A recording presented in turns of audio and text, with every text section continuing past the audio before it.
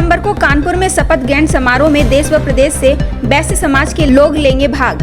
आगामी 10 सितंबर को कानपुर के साकेत नगर स्थित देव मंदाकिनी होटल में सुबह 11 बजे अखिल भारतीय वैश्य एकता परिषद के तत्वाधान में देश व प्रदेश के वैश्य समाज के पदाधिकारी और कार्यकर्ता शपथ ग्रहण समारोह में भाग लेंगे। यह जानकारी वैश्य समाज के कद्दावर नेता सुमंत गुप्ता ने देते हुए बताया कि कानपुर में आयोजित शपथ ग्रहण समारोह में अखिल भारतीय वैश्य एकता परिषद के बैनर तले देश व प्रदेश के पदाधिकारी और कार्यकर्ता भाग लेंगे। सुमंत गुप्ता ने बताया कि वैश्य समाज के शपथ ग्रहण समारोह में समाज की दिशा और दशा पर मंथन किया जाएगा। साथ ही कहा कि आरक्षण के मुद्दे और समाज की आर्थिक स्थिति के बारे में मंथन करेंगे।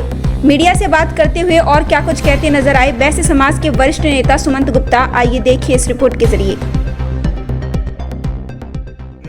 अखिल भारतीय वैश्य एकता परिषद का राष्ट्रीय और प्रांतीय पदाधिकारियों का शपथ ग्रहण समारोह 10 सितंबर को कानपुर के मंदाकिनी होटल साकेत नगर में आयोजित किया गया है। इस सम्मेलन में राष्ट्रीय और प्रांतीय यहाँ पदाधिकारियों का शपथ ग्रहण होगा।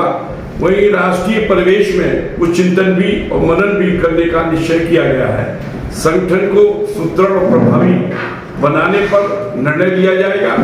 इसके साथ ही जो आरक्षण का प्रमुख विषय है उसको भी इस सम्मेलन में रखने का निर्णय लिया गया है। इसके साथ ही कुछ आर्थिक विषय भी हैं, जैसे व्यापारी समाज आरक्षण, जिसमें व्यापारी समाज को बहुत लंबे समय से मांग चली आ रही है कि जीएसटी में जो पंजीकृत व्यापारी हैं उनकी बीमा की राशि 20 लाख रुपए होनी चाहिए। उसमें एक दिन और जोड़ा जाना चाहिए, जो गंभीर बीमारी जैसे हार्ट अटैक है, किडनी का है, लिवर की है, उन बीमारियों को भी उसके अंदर समावेश हो, जिससे कि रुग्ण होने पर, गंभीर बीमारी पैदा होने पर उसका लाभ जो जीएसटी में पंजीकृत व्यापारी हैं उनको भी मिले। और जीएसटी में जो पंजीकृत व्यापारी नहीं है लेकिन विद्युत विभाग में और श्रम विभाग में पंजीकृत हैं, उनको भी 10 लाख रुपए की आर्थिक सहायता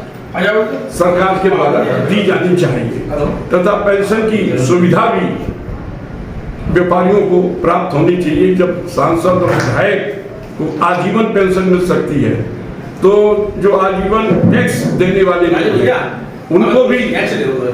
उनको भी पेंशन की सुविधा मिलेगी। इन सब बिंदुओं को लेकर आगामी 10 तारीख को हम लोग बैठने वाले हैं और केंद्र सरकार से ये भी मांग है कि जीएसटी को अभी ईडी से जो जोड़ने का काम किया गया है, ये किसी भी दृष्टि से न्याय संगत नहीं है, इसको समाप्त किया जाना चाहिए।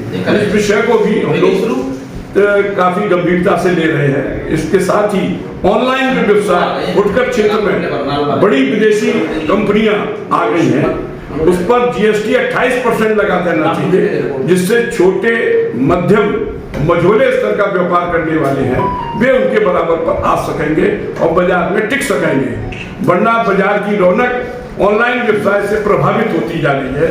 ऑनलाइन व्यवसाय छोटे मध्यम और मझोले स्तर का जो व्यापार करते हैं उनके लिए बहुत ही प्रतिकूल व्यवस्था है, बल्कि बड़ी कठिनाई से अपना जीवन यापन छोटे स्तर के व्यापार कर पा रहे हैं। सर्वे और छापे जैसी उत्पीड़नात्मक कार्रवाई अधिकारियों के द्वारा की जा रही है और की जाती है, वो बंद होनी चाहिए। उनको सुविधाएं व्यापारियों को दी जानी चाहिए। जो न्याय संगत कर व्यवस्था रहेगी तो निश्चित रूप से सर्वे और छापे की आवश्यकता ही नहीं पड़ेगी।